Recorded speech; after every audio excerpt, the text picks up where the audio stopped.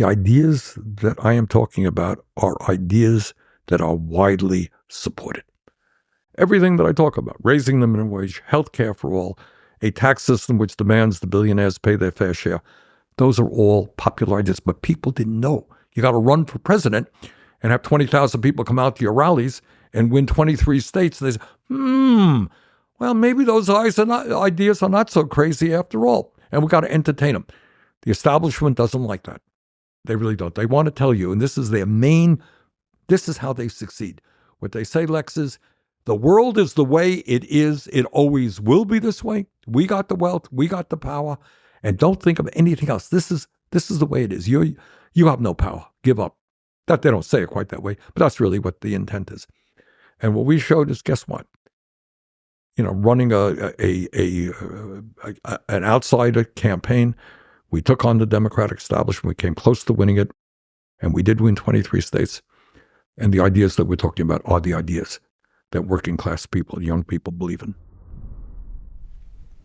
The following is a conversation with Bernie Sanders, senator from Vermont and two-time presidential candidate, both times as the underdog who, against the long odds, captivated the support and excitement of millions of people, both on the left and the right. This is the Lex Fridman podcast. To support it, please check out our sponsors in the description. And now, dear friends, here's Bernie Sanders. Growing up, did you ever think you'd be a politician? Nope. Not in a million years. Yeah, I know that you hate talking about yourself, which is rare for a politician, I would say.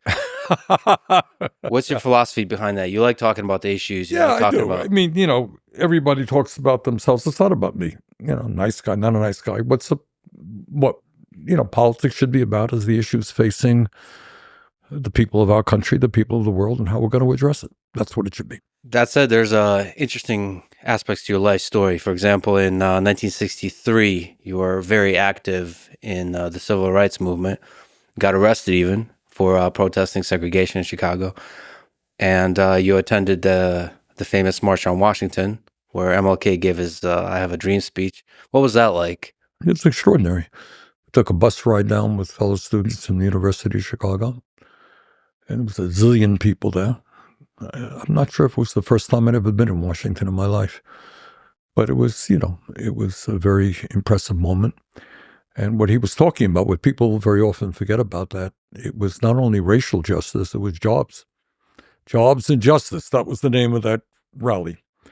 And so it's something I've never forgotten. What influence did he have on you? What did you learn about the way he enacted change in the world? King was a very impressive guy.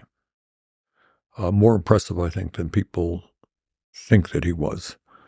And what he did is he created his movement from the bottom on up. So he developed real organization, grassroots organization, which put pressure on communities and officials to end segregation, to open up voting patterns. And I think what has to also be remembered about King, which is really quite extraordinary, is, he won the Nobel Peace Prize, and everybody's, oh, you're great, you're wonderful. But then, to the end of his life, he took on Lyndon Johnson on the war in Vietnam. And as soon as he did that, suddenly the editorial pages throughout America, establishment papers, no longer thought he was so great. In fact, the message sent out, you're black, deal with civil rights, don't worry about foreign policy, we'll take care of that. But he said, if I talk about peace and nonviolence, I can't sit back and allow what's going on in Vietnam to continue without speaking out. Incredible courage to do that.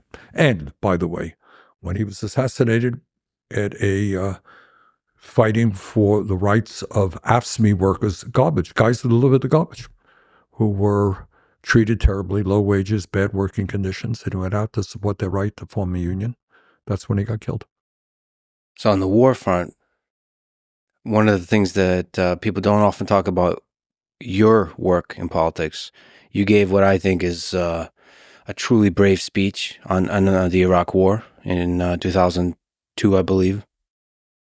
You voted no on the Iraq Resolution, you voted no on the Patriot Act, and you basically predicted very accurately what would happen if we go into Iraq. What was your thinking at the time behind those speeches, behind voting no on the Patriot Act, on the Iraq resolution?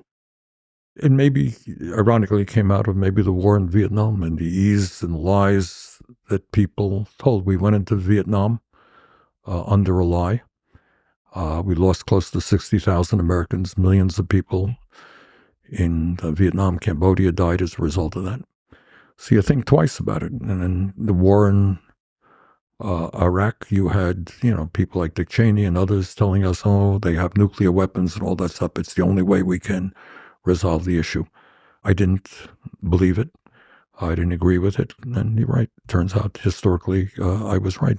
What's the way to fight this thing that Martin Luther King tried to fight, which is the military-industrial complex? It's huge. I mean, it gets to the broader issue of where we are as a nation. And what I, almost uniquely in Congress talk about is the fact that we are moving, Lex, to an oligarchic form of society. And not a lot of people are familiar with that term, but what it means, we talk about oligarchy in Russia. Putin is surrounded by the oligarchs. Well, guess what? What do you think is happening in the United States? So what you have right now is an economy with more concentration of ownership than we've ever had. All right, that means whether it's agriculture, transportation, healthcare, whatever it may be, fewer and fewer massively large corporations control what's produced and the prices we pay. And then you look at our political system, and we don't talk about it. What is the reality of the political system today? And that is that billionaires are spending huge amounts of money to buy this election. In Trump's campaign, you got three multi-billionaires spending over $200 million. Three people. Democrats have their billionaires not quite as concentrated. But at the end of the day, billionaires play an enormous role in terms of electing politicians and in Washington in determining what legislation gets seen and not seen. But it's not just single billionaires, it's companies with lobbyists. You got it. Let me give you one example. Lobbyists. We pay in the United States by far the highest prices in the world for prescription drugs. This is an issue I've been working hard on with some success. Take a wild and crazy guess. How many lobbyists are there from the drug companies in Washington, D.C.? Well, over 1,000. Over 1,000, right? There are 100 members of the Senate, 435 members of the House, 535 members of Congress. There are 1,800 well-paid lobbyists representing the drug companies, including former leaders of the Republican and Democratic Party. That is why, one of the reasons why, we pay the highest prices in the world for prescription drugs. Military-industrial complex. You got a revolving door. People go from the military into the General Dynamics, into Lockheed Martin and the other large companies. And what we see there is an institution in the Pentagon. We spend $1 trillion a year on the Pentagon. It is the only federal agency that is not able to submit to an independent audit. So if you think there's not massive fraud and waste and cost overruns in the Pentagon, you would be sorely mistaken. Do you think most politicians are corrupt in accepting the money, or is the system corrupt, or is it a bit of both? If the corrupt means that, hey, here's $10,000, vote this way, doesn't work like that. Very, very rare. Occasionally, very, very rare. That's corruption. What happens is that if you are in a campaign, and right now the amount of money that people have to raise, you're running for Senate in Ohio, you're talking about $50, $60 million. Where the hell are you going to get that money? It's not going to be $10 donations. You're going to be surrounding yourself with people who have the money. You're going to go $5,000 a plate dinners, etc. So you surround yourself with those people who say, oh, these are my problems. This is what I need.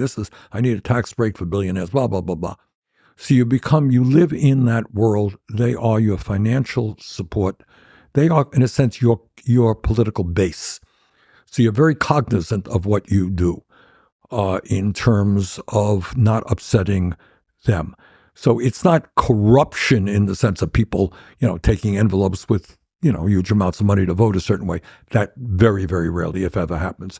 It is the power of big money to make politicians dependent on those folks.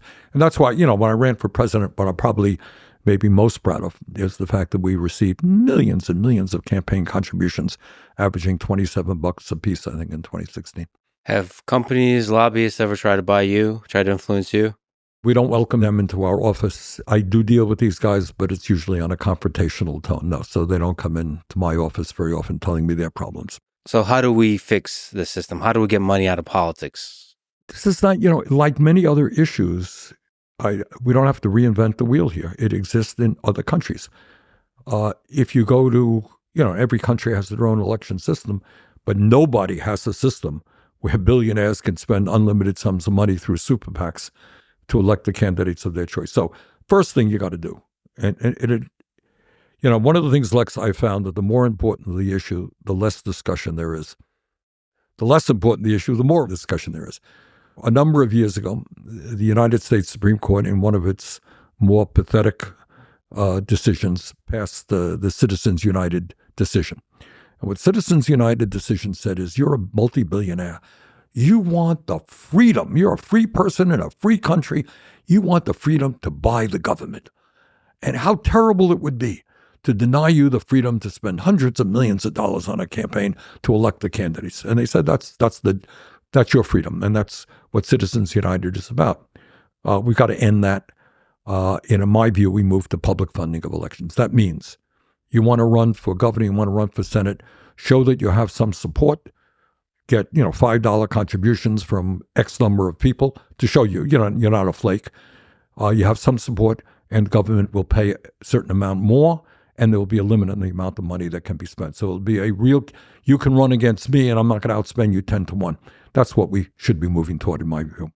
How do we make that happen when there's so much money in the system and the politicians owe to the people who paid for their election? Does it have to come from the very top, essentially, sort of a really strong, populist president? But you're right. You raised exactly the question. If I am getting a huge amount of money from billionaires, do you think I'm going to go out and announce, I think billionaires should not be involved in buying elections? I doubt that very much. So what you're going to need, and you tell me if I'm missing something, but I pay attention, you don't hear either of the major candidates talking about that issue, do you? I think what happens is when an individual politician speaks out about it, they get punished. But I think this is a popular idea. So if a lot of them speak out, that's why if it came from the top, if a president was using a very large platform to basically speak out, it provides a safety blanket for the other politicians to get it all out of the system. But there has to be a kind of a mass movement of it. Yes, it does. I mean, and every place I go, I always speak about the issue. And people understand it. You're a Republican, you're a Democrat, you're progressive, you're conservative. Who really believes that we are a democracy when billionaires can spend, tens and tens of millions of dollars to buy elections? So it is a very popular issue. It's important. You're right. We need political leaders to be speaking out on that. But we need a grassroots movement to say, when somebody is at a town meeting, you're running for the Senate, you're running for the House, what's your view on Citizens United? Are you prepared to vote to overturn that decision and move to public funding of elections? Extraordinarily important. So many of your policy proposals are quite radical. No, they're not. I beg to differ. Okay, great. Go through it. Well, they're popular. So what I mean is relative to the way other politicians speak, Yes. Okay. It's usually a little bit more moderate. So from everything you've learned from politics, is it better to go sort of radical, maybe we can come up with a different word, versus a more moderate, safe, ambiguous kind of policies? Okay, let's talk about it. Fair enough. We talked about one issue, very important, money in politics. Money, yes. Getting big money out of politics. Do you think that's a radical idea? Well, I mean, yeah, it's a popular idea. It's an idea that makes sense. But in order to implement it and actually make it happen requires, to flip the system upside down, right? In that sense, it's radical. In that sense, it's radical. But if you go to walk down the street here and you say, do you think billionaires should be able to spend as much money as they want to buy politicians? I would say 9 out of 10 people say, that's crazy. That's not what America's supposed to be about. So in that sense, it's certainly not radical. Let's talk about healthcare. Go out on the street, do it. We'll do a poll. I've done the polling. Is healthcare a human right? Should every American be able to go to a doctor when they need, regardless of their income? You know what people say? I would say about 85, 90% of the people say, of course. The idea that healthcare is a human right available to all exists, Lex, in every major country on earth except the United States. So you're here with me in Burlington, Vermont, right? If you got a car, go 50 miles north to Canada. Walk into the Canadian, walk into Canada and ask people, when you go to the hospital, how much does it cost you? Which kind of bill? And they say, what are you talking about? It doesn't cost us anything. It doesn't cost us a nickel. That's the case in virtually every country in Europe. So the idea that healthcare should be available to all, that there should be no out-of-pocket expense because it's a human right, is widespread around the world and very much agreed to in this country. Bottom line is that because of our corrupt political system, we have a healthcare system designed not to provide healthcare to all people, to make huge profits for the drug companies and the insurance companies. And that is what's happening. And we got to change that system. So I'm a strong advocate, and I've led the effort on Medicare for All. Okay, let's talk about Medicare for All. If you could snap your fingers today and implement the best possible healthcare system for the United States of America, what would that look like?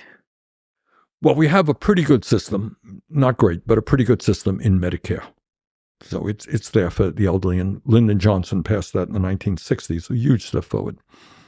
It is being chopped away by the private insurance companies through Medicare Advantage. But if you strengthen Medicare and you do away with the kind of deductibles that seniors now have to pay, and you do away with other stuff, and you say basically right now you're a senior in America, you go to any doctor you want, when you're in the hospital, Medicare will pay the entire bill.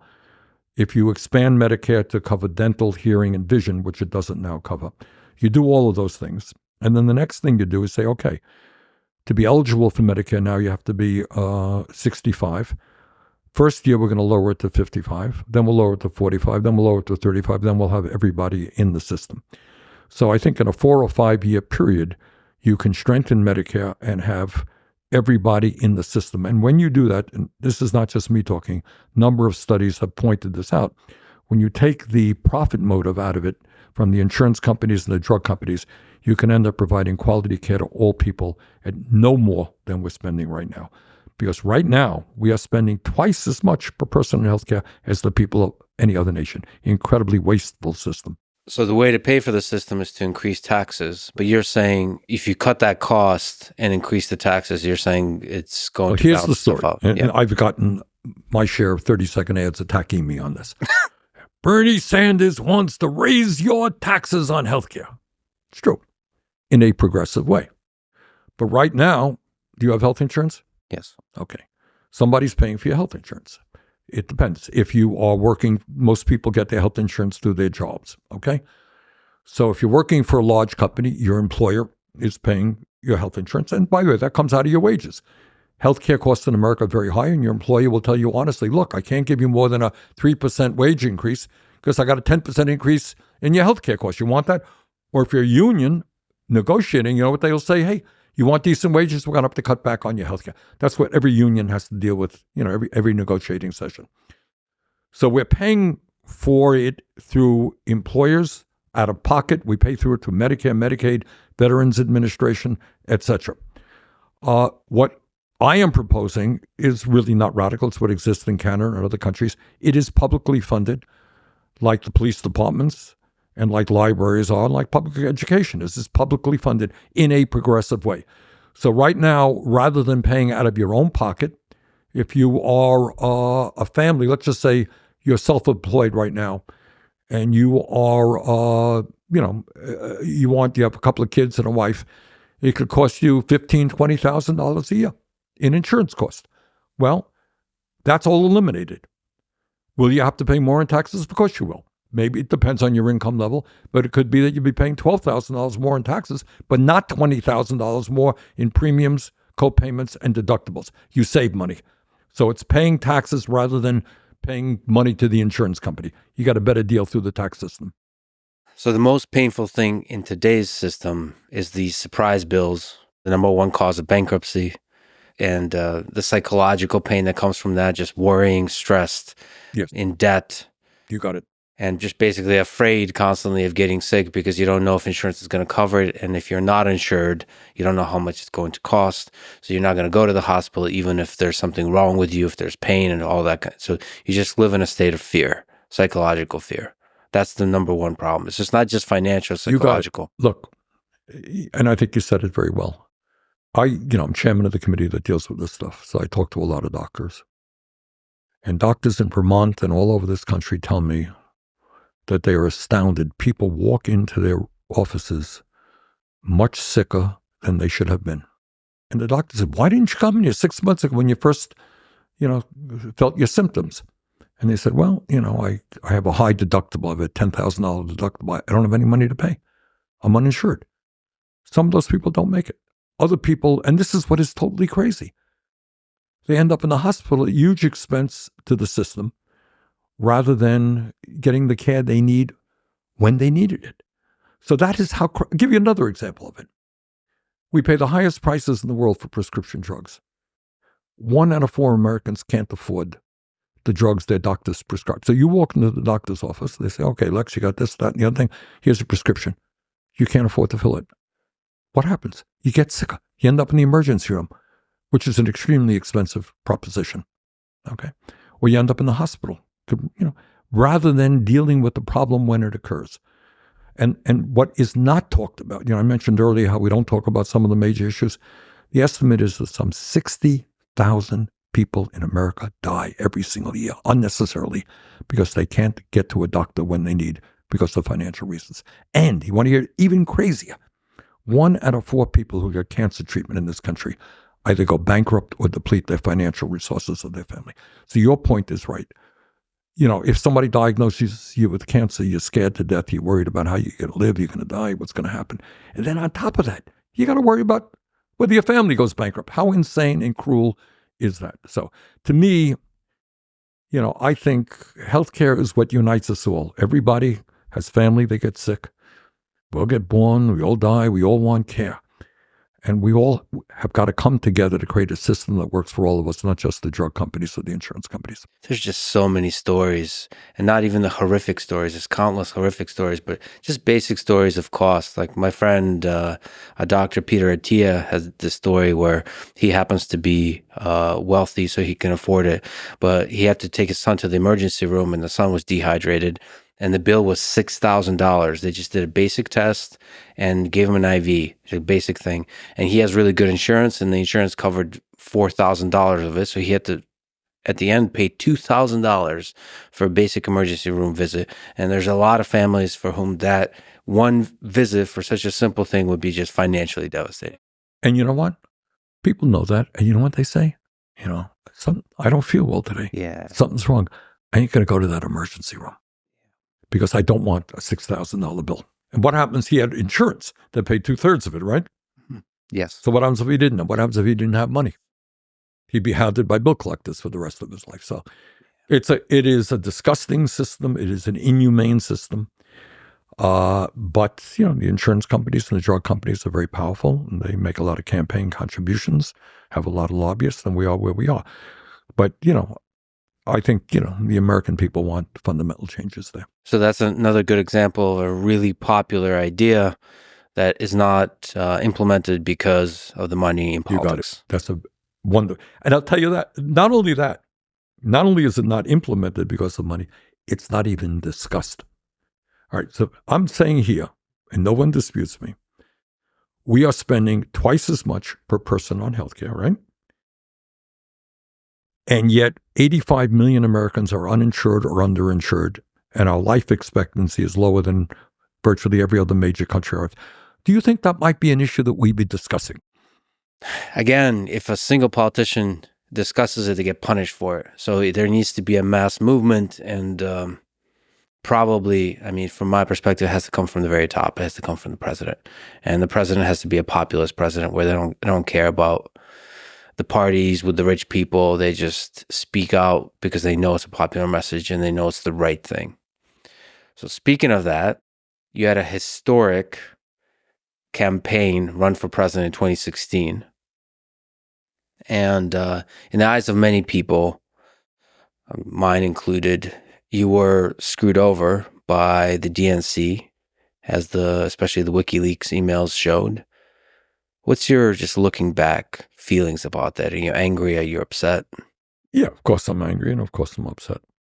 But, when you take on, in this case, the Democratic establishment, who have controlled that party forever, the moneyed interest in the Democratic Party, you're taking on corporate America, when you're taking on the corporate media, and when you're calling for a political revolution that creates a government that works for all and not just the few, the opposition is going to be extraordinary.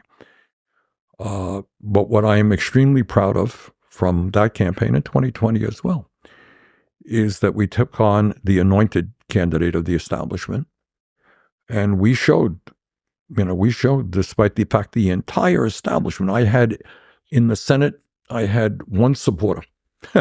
There were 50 Democrats. I had one supporter. I had no governors supporting me, I think. Maybe a few people in the House.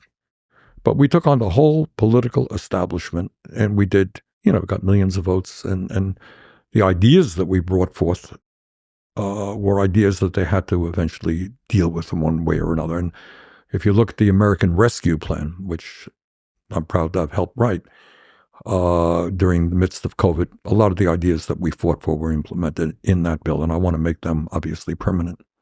And you almost won. And a lot of people thought that you would win against Donald Trump. I think we would have. I think Trump is I think he's a little bit crazy between you and me, but he is a smart politician, and he's appealing to a lot of the anger that working class people feel. And you know what? Working class people should feel angry, but they should make sure that their anger is directed in the right direction and not against people who are even worse off than they are, which is what demagogues like Trump always do. So, I think we had, as I went around the country then and now, we have a lot of support from working class people who understand that there is something wrong. And this is an incredible fact that no one talks about. All right, I'm going to ask you a question. Are you ready for this, Lex? Let's go. Here we go. Over the last 50 years, there's been a massive increase in worker productivity as a result of technology, right? Everyone agrees with that. And I don't know exactly what it is, but the worker today is producing a lot more than the worker 50 years ago doing something similar. Is the worker today, in real inflation accounted for dollars, making more money than that worker 50 years ago? Well, there's a lot of close arguments there, but your point is well taken. It's either the same or a little bit higher or a little bit lower, depending on the statistics. Okay. It has not increased significantly, and the wealth inequality has increased significantly. That is the point. So you would think that if a worker is producing a lot more, that worker would be better off, would be working lesser hours, etc. That hasn't been the case. And what has happened in that 50 years is, according to the Rand Corporation, there has been a 50 trillion with a T, redistribution of wealth from the bottom 90% to the top 1%. So you got CEOs today making 300 times more than their workers. You got 3 people on top owning more wealth than the bottom half of American society. So that's why people are angry. And they're worried that their kids may have a lower standard of living than they in the wealthiest country in the history of the world. So there's a lot of anger out there, and I think we tap some of that anger in a constructive way, essentially saying, you know what? We don't need so few to have so much in wealth and power. Let's distribute it more fairly in America. I got to get back to 2016 because it's such a historic moment. So there's a lot of fans of yours that wanted you to keep fighting because you forgave, in the end, the establishment and joined them in support. And your fans wanted you to keep fighting for a takeover, for a progressive takeover of the Democratic Party.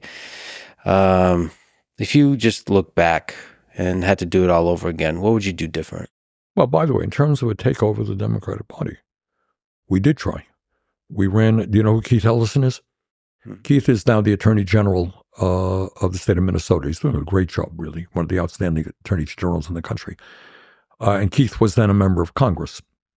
And we ran Keith to become the head of the DNC, and the establishment from the President of the United States on down went crazy. And they beat him by a few votes, not a whole lot. So it's, look, you're faced, and that's the exact same position that many of us are in right today. So people say, well, why did you support Hillary Clinton? Yeah, what's the alternative? Donald Trump? I think Donald Trump is an extremely dangerous person trying to undermine American democracy. So I can't support him. Hillary Clinton, obviously, his views are very, very different than mine. But that in that moment, that's where politics becomes really tricky. And it ain't easy. And, sometimes you have to do things that you're not really all that excited about. But I think it was right to try to do what I could to prevent Trump from getting elected. And in 2020, I did the same with Biden, and we had more success with Biden than we had with Clinton. Well, there's this interesting story about a long time coming meeting between you and Obama in 2018, I believe. So Ari Rabenhoft, who was a former deputy campaign manager, wrote a great book, I would say, about you called The Fighting Soul on the Road with Bernie Sanders. And he tells many great stories, but one of them is your meeting with Obama. And he says that Obama told you, Bernie, I wish I could do a good Obama impression. Bernie, you're an Old Testament prophet, a moral voice for our party, giving us guidance. Here's the thing, though. Prophets don't get to be king. Kings have to make choices. Prophets don't. Are you willing to make those choices? Basically, Obama was making the case that you have to sort of moderate your approach in order to win. So was Obama right? Look, and again, that's why politics is very, very fascinating. Sometimes you can run and lose and you really win if your goal is not just individual power, but transforming society. One of my heroes, you mentioned Dr. Martin Luther King Jr., who is one of my heroes. Another one of my heroes is Eugene Victor Debs. That ring a bell? Yeah. Yes. Okay. For many reasons. Yes. All right. Debs, many listeners may not know who Debs was. Debs was a union organizer in the early 1900s, helped form the American Railway Union, ran for president, I think, 5 times, ran the last time while he was in a jail cell because of his opposition to World War I and got 1 million votes doing that. Debs lost badly in every race that he ran in. In 1932, Franklin Delano Roosevelt ran for president, and much of what Roosevelt ended up doing was at least some of what Debs had talked about. Debs helped lay the groundwork for ideas. So sometimes you can lose and win if you're into transforming society. What my view is, where I disagree with Obama, is I think you have got to raise consciousness among ordinary people. And when people know what's going on and are prepared in an organized way to fight for change, they can make incredible changes. And we've seen that in recent years. Today we take for granted, we have a woman running for president of the United States, so I'm supporting. We have had other women running for president. We have women governors and senators. Not so many years ago in the United States Senate, there were 98 men, 2 women. All right. Even before that, 1920, it was when women got the right to vote. How did that change? How did women's role in society change? It changed because women and their male allies stood up and fought. Gay rights. Old enough to remember that anybody I knew who was gay, you think they would talk about it? Come out about it? No, they wouldn't. That's changed. We have seen, in terms of civil rights, massive changes. Change happens when people at the grassroots level demand that. We talked about healthcare a moment ago. We will get universal Medicare for all when millions of people make it clear that's what they want. So I believe politics starts at the grassroots level, and that's how you got to bring about change. So just to go back to Obama, though, in many ways, he too is a singular historic figure in American politics who has brought about a lot of change. He's a symbol, I think, that will be remembered for a long time. What do you admire most about Obama? Well, I know him. We're not best friends, but I know him well, and we chat every once in a while. First of all, don't underestimate what it was in 2008 to be the first Black president in the history of this country. And I think few would deny that he's an extraordinarily intelligent guy, very, very articulate, one of the best speakers that there is in America, and that he and his family, and again, it's a lot harder than it looks. He and his family for 8 years, that's his wife, Michelle, and his kids, really held that office in a way that earned, I think, the respect of the American people, even if people disagreed with him politically. So he deserves, and again, don't underestimate. I think, years ago, there were people who said a black president in our lifetimes, never going to happen, can't happen, too racist the country. He did it. And that is a huge accomplishment. And I think, he has had some significant achievements in his presidential tenure. He and I, did disagree on a number of issues. I think he will tell you, I think his public stance is that, yeah, if you had to start all over again, he would do Medicare for all, single payer. But where we are right now, the best he could do is the Affordable Care Act. Well, we disagree on that. And we disagree on other things. But, I think he deserves an enormous amount of credit for what he has accomplished. And he, like you, also gave a damn good speech opposing the Iraq War before running for president. And that takes courage. Yes, it does. But then it also shows that once you get into office, it's not so easy to oppose or to work against the military-industrial complex. It is very hard. People do not fully appreciate how powerful the establishment is, whether it is the healthcare industry, whether it's the military-industrial complex, whether it's the fossil fuel industry. These people have unlimited amounts of money. They are very smart lobbyists in Washington, D.C., and they are very, very greedy people. They want it all. I have to ask you about capitalism, the pros and cons. So you wrote a book, It's Okay to Be Angry About Capitalism. That is a thorough, rigorous criticism of, I would say, hyper-capitalism. Yes, that's right. A certain kind of capitalism that you argue that we are existing in today in the United States. But a lot of people would attribute to capitalism all the amazing technological innovations over the past 70 plus years that have contributed to increase in quality of life, in GDP, in decrease in poverty, decrease in infant mortality, increase in expected life expectancy. So what are the how do you see the tension, the pros of capitalism and the cons of capitalism? Some of my European friends, they say, Bernie, in the United States, you're considered to be very radical. If you were here in France or Denmark or someplace, you'd be kind of mainstream left guy. Yeah. Not all that radical. So this is what I think. I think the best that we could do right now, where we are right now, is to create a society which does two things. It encourages innovation, but at the same time, it makes sure that all people in a wealthy nation have a decent standard of living. In some countries, if you look at Scandinavia, and this shocks people because we don't talk about this at all.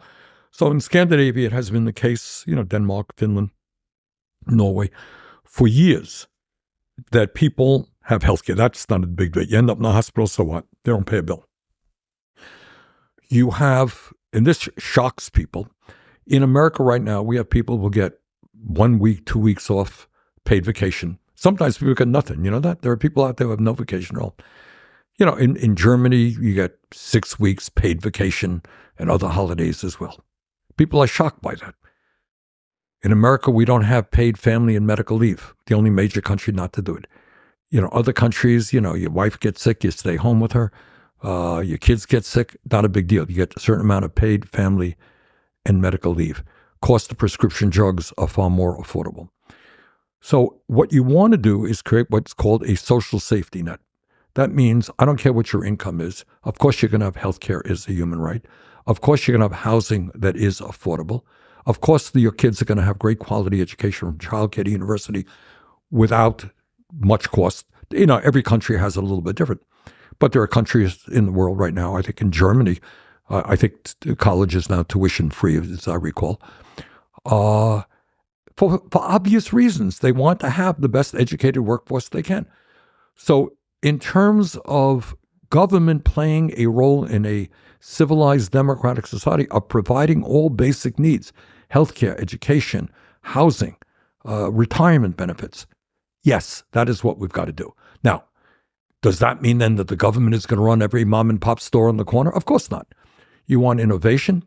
You want to go out and start a business, produce a product, good luck to you, make money. But on the other hand, in terms of even making money, we want you to be able to do that, come up with good products, good services. But do I think you should end up with $100 billion? No, I don't. And you know what's funny? I did an interview with Bill Gates, who is, I think, the third wealthiest guy in the country, struggling behind Musk and Bezos, I think. And he's only worth 100+ billion, but he gets by. And I said to him, Bill, he was supposed to ask me questions. I asked him the question. I said, Bill, tell me something. You're an innovator with Microsoft and all that stuff. Did you know that you'd become a multi-billionaire? And was that motivated you? That one motivated you? And he said, no. And I believe he was honest. I love doing I love programming. I was a kid. He started doing that. He loved it. He was motivated by it. Do you think that there are scientists out there who work in day and night trying to develop drugs to deal with Alzheimer's or cancer, that they're motivated? Oh boy, if I come up with this drug, I'm going to become a billionaire. So I think, we want to reward success. Fine. But you don't need $1 billion. We want people to get satisfaction from what they accomplish, the work they're doing, whether it's cleaning the street or developing a new, drug. So I think we have gone a little bit too far. And you're right in talking about the book was an attack on, you call it hypercapitalism or uber capitalism. But right now, and this is not an American issue, this is a global issue. It's not an accident that Musk is over there in Saudi Arabia talking to the, trillionaire families in the Mideast. These guys are with Putin and his friends. You got probably not more than, 5,000, 10,000 extraordinarily wealthy families who have unbelievable economic power over 7 billion people on this planet. Well, Elon Musk is actually an interesting case because he's investing all the money back into the businesses. So I think there is a balance to be struck, and you just spoke to it, which is we can still celebrate even big companies that are bringing wealth to the world, that are building cool stuff, that are improving quality of life, but we can question of why is it that the working class does not have a living wage in many cases, and sort of trying to find that balance. That's right. That is the story. Look, I am no great fan of Elon Musk, especially in the role that he's playing right now in Trump's campaign. But is he a brilliant guy? Of course he is. Does he work like a dog? Of course he does. Does he come up with these incredible innovations in companies? Yes, he does. Does he deserve credit for that? Yeah, he does. But, even in terms of encouraging innovation, I would hope that we are focusing on the important issues. I would love to see great innovators figure out how we build the affordable housing that we need, come up with the great drugs that we need to solve many of the terrible illnesses that plague people. Climate change, for God's sakes. All right. Do we need innovation? We're making some progress in this country. Should we do more? What kind of technologies out there can really cut back on carbon emissions? So, I hope we focus on some of the most important issues that impact humanity. But, reward innovators, I don't have a problem with that. But I do have a problem when 3 people end up owning more wealth than the bottom half of American society. Maybe you can briefly speak to something you tweeted recently about Donald Trump going to McDonald's and the minimum wage, I believe, of $7.50. Can you just speak to that tweet? Look, nothing new. Trump didn't invent it. It's called a photo opportunity. I've done 1 or 2 in my life, too. So you go to a place, he puts on an apron. Good old Donald Trump, just another McDonald's worker. Yeah. But anyhow, he was fine. He did his photo op. That's fine. Kamala Harris was in North Carolina handing out food to people who were victims of the hurricane. Fine. That's what politicians do. But some reporter asked them, they said, Mr. Trump, are you for raising the minimum wage? And that was a fair question because you got, I don't know how many, but many, many thousands of McDonald's workers and millions of other American workers right now are trying to get by on $9, $10, $11 an hour. Federal minimum wage is $7.25. You have people working in McDonald's right now for sure who are working for $12, $13 an hour. So the reporter said, what do you think about raising the federal minimum wage? And he's, these are great workers. I love McDonald's, so forth. He didn't answer the question. Well, I think that in the richest country in the history of the world, if you work 40 hours a week, you should not be living in poverty. And that means we should have a federal minimum wage, not absurdly $7.25 an hour, but in my view, $17 an hour. Will that solve all the economic problems for working class people? No, it won't. It'll help. It'll help. Since running for president, you've often been attacked, especially from the right, about being worth, I believe, $2 million and owning 3 houses. So from my perspective, the answer to that is most of your wealth has been earned from writing books and selling those books. And you are one of the most famous politicians in the world. And so your wealth in the context in comparison to other people of that fame level and other politicians is actually quite modest. So what's your response usually to those attacks? Do I own 3 residences? Yeah, I do. I live here in Burlington, Vermont. We live in a middle-class neighborhood, nice house. Guess what? I'm a United States Senator, and I own a home in Washington, D.C., as do most senators. You know, you live there year after year. When I first when I was in Congress for 16 years, I rented all the time. But I got elected. Okay, got a 6-year term. You know what? Let's buy a house. So we bought a house. And guess what? Like many thousands of people in the state of Vermont, I have a summer camp. It's a nice one on Lake Champlain. That's it. Now, how did I get the money? You're right. I wrote 2 best-selling books, including this book on capitalism. It was New York Times bestseller for a while. And also another book was a youth book. And I make, I don't know, $175,000 a year. And that's more or less how I became the zillionaire that I am. Well, I should also mention that sometimes the word mansion is used, and I think your residences are quite modest, at least from my normal perspective. houses in Brooklyn. They're not, they're middle-class houses, very nice house. So when you started in politics, I read you were worth $1,100. That much? Yeah, that much. That's right. Has the increase in wealth changed your ability to relate to the working class? Well, that's a good question. And obviously, growing up in a working-class family has been maybe the most singularly significant aspect of my politics. It's, I grew up without money in a family that lived in a rent-controlled apartment in Brooklyn, New York. So that has impacted me. I'll tell you, I don't really give a damn about money. I drive a car that's 11 years old. It's an old car. And money, here's my jewelry. It's a solar watch. Nice. And my wedding ring. That's about it. I don't have a Rolex watch. Would not be interested in it. But I'll tell you what has impacted me. My wife, who also grew up in a working class family, will tell you the same. We don't worry. You raise that issue. If we have to go to the doctor, if our kids have to go to the doctor, we go to the doctor. I don't stay up nights worrying. There was a time I have to worry about how to pay my electric bill. I don't worry about that anymore. So what has happened, that stress, that economic stress of not worrying about a financial disaster, that's gone. And that is enormous. I, maybe as much or more than any other member of the Senate, work hard, not only for, but with working class people. I'm chairman of the committee that deals with labor issues. We have been involved probably in dozens of strikes all over this country. I've been on picket lines. So, I do my best. It's a very easy trap to fall into. You can get separated from ordinary people and their struggles. Not hard to do. I try as hard as I can not to do that. So sometimes people say, can money buy happiness? I think I agree with you. That worry, sort of being able to fill up your car and not worry about how much it's going to cost, or be able to get food for dinner and not worry about how much it's going to cost.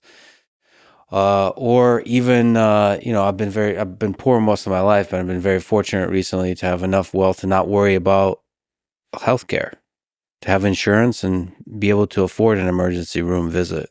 And that worry is just such a giant lift off your shoulders. Lex, I think you said it very well. I remember and I saw this change in myself.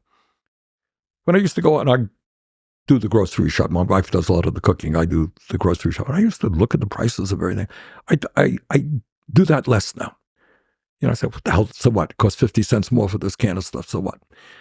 But that's a luxury you have when you don't have to worry about that. And I don't have to worry about it. But your point is, again, to me, I don't like big fancy cars or big fancy homes. Don't go on. My wife will tell you we've not been on a real vacation for God knows how long, because I work pretty hard. But the major thing about having money, which is enormously important, is just what you said. I don't have to worry. If somebody in my family gets sick, I don't have to worry about that. I don't have to worry about putting food on the table or paying the mortgage. So that's what money has done. Okay, let me ask you about the future of the Democratic Party. So one of the biggest impacts you've had is you've been the fuel, the catalyst for the increase of the progressive caucus, the progressive movement within the Democratic Party. Do you think that is the future? The progressives, even democratic socialist leaders will take over the party? That is the most important question regarding to my mind, American politics.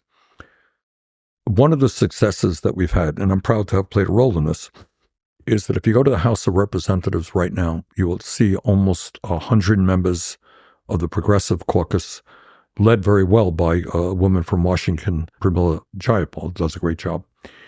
It's people like Alexandra Ocasio-Cortez, and Ilhan Omar, and many others. Many of them are young, often women, people of color, and many of them come from working class backgrounds.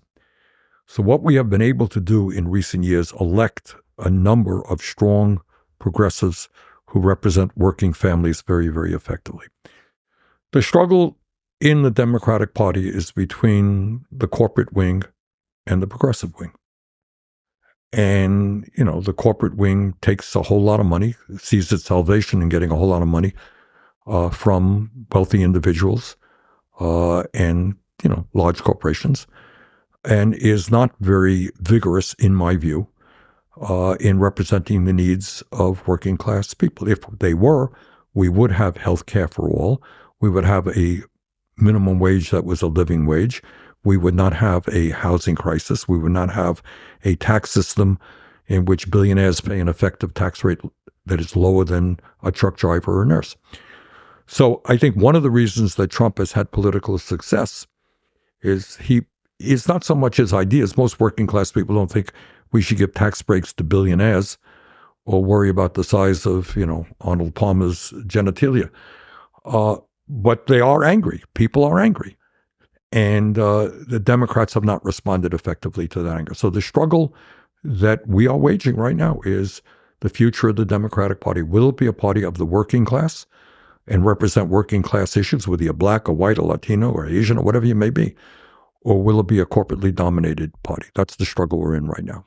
Did you consider running in 2024? From my perspective, I would have loved it if you ran. I think you would have had a great chance of winning not just the primary, but the presidency. I gave about 5 minutes thought to it. And the reason was we have a slogan in the progressive movement, it's not about me, it's about us. And, to have taken on Biden, who, in my view, on domestic issues has been quite strong, would have really split the Democratic Party and laid the groundwork for an easy Trump victory. And that I did not want to see. So sometimes in life, and I know that a lot of younger people don't agree with me, but you got to make choices which are painful. So I strongly supported Biden because I liked his domestic record. He's done some good things against a lot of opposition, and I'm supporting Kamala right now. But I'm doing my best to see that a dangerous guy like Donald Trump does not become president. And the hope for you is that there will be future candidates that are populist, that are progressive. Yes, absolutely. Let me ask you about AOC. She's become one of the most influential voices for the progressive cause in the United States. You two had a great conversation on your podcast, and in general, you work together. So what's to you is most impressive about her? I really like Alexandria a whole lot. She is a young woman who comes from a working class background. She helped her mother clean houses. She was a bartender in the Bronx, New York. And I'm very proud that my campaign for president inspired her to run. And she ran on a progressive working class program.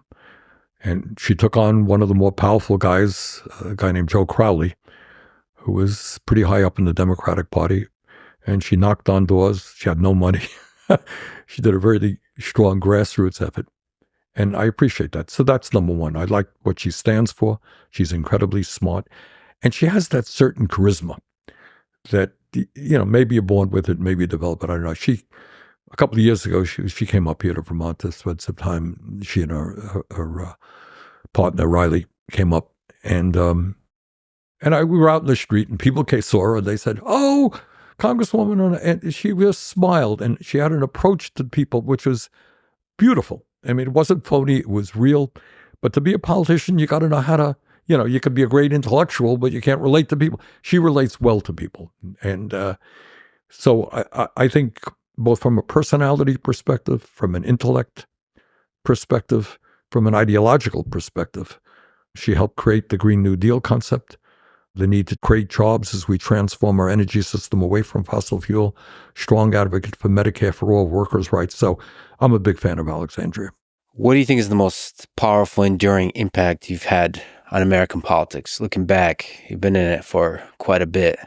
Well, I don't know that I can give you a singular answer. I was mayor of the city and proud of what we accomplished here, proud of my accomplishments as a U.S. senator. When COVID was devastating this country and we had a massive economic downturn, as chairman of the Budget Committee, I helped write the American Rescue Plan, which put a lot of money into people's pockets. We cut childhood poverty by 40% by providing a child tax credit. We kept hospitals going. We kept colleges going, kept people from getting evicted, helped get public health out there, people getting the vaccines. I'm proud of that. But at the end of the day, I think what I have shown is that the ideas, this gets back to the early part of this conversation, the ideas that I am talking about are ideas that are widely supported. So when, Donald Trump says, oh, Bernie Sanders is a far left, it's like I'm some kind of extremist coming up with ideas that nobody supports.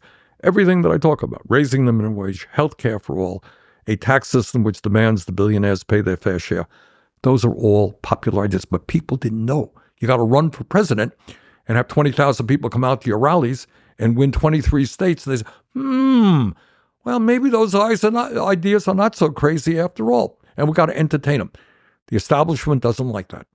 They really don't. They want to tell you, and this is how they succeed. What they say, Lex, is the world is the way it is. It always will be this way. We got the wealth. We got the power. And don't think of anything else. This is the way it is. You have no power. Give up. That they don't say it quite that way, but that's really what the intent is. And what we showed is, guess what? Running an outsider campaign, we took on the Democratic establishment. We came close to winning it, and we did win 23 states. And the ideas that we're talking about are the ideas that working class people, young people believe in. Yeah, you showed that it's possible to win. And that's an idea that will resonate for decades to come. And out of that came dozens of candidates now in the House of Representatives, people on city council, people on state legislature who did win. So we mentioned about the worry of getting sick, the worry of life that many people in the working class are suffering from. But there's also the worry that we all experience of the finiteness of life. Do you ponder your own mortality? Are you afraid of it? Well, when you're 83, it does come across. All right. Yeah, of course I do. And are you afraid of it? No, I'm not afraid of death. What I am afraid of, I think, is infirmity. I have been, knock on wood, this is wood, I think, reasonably healthy with an exception. I had a heart attack 5 years ago. And what blew me away was that my body failed me for the very first time in my life. That was stunning to me, that, suddenly I was in a hospital bed. I have a great deal of compassion for people as we speak who are in nursing homes, having a hard time walking. Maybe your mental agility is slipping a little bit. That's tough. That's what worries me. We are all going to die, and, that's that. So I'm not afraid of that. But that aspect of getting older, and, that does concern me. That said, your mind is as sharp as any politician that I've ever heard. And also just off mic, I should say, that just the warmth that you radiate, and I deeply, deeply appreciate that, just as a human being. So you still got it after all that, after all those speeches, after all those houses, after all of it, there's still the humility and just the sharpness, the wit is all there. So Bernie, yeah, like I said, I wish you would have ran this year, but I also wish that there's future candidates. Yeah, and there will be, Lex. I absolutely do. And I think, you asked about my legacy and the idea that there are wonderful, really, really wonderful people who are now got involved in the political process and are fighting for justice. That's a great legacy. What gives you hope about the future of this country, about the future of the world? Sometimes one can become very cynical. You look at the terrible wars that are going on right now. You look at the divisiveness in this country, the ugliness, the poverty. You look at climate change. You can get depressed from all of that. But I am lucky in this sense. and that I've had the opportunity. People often ask, what inspires you? How do you keep going?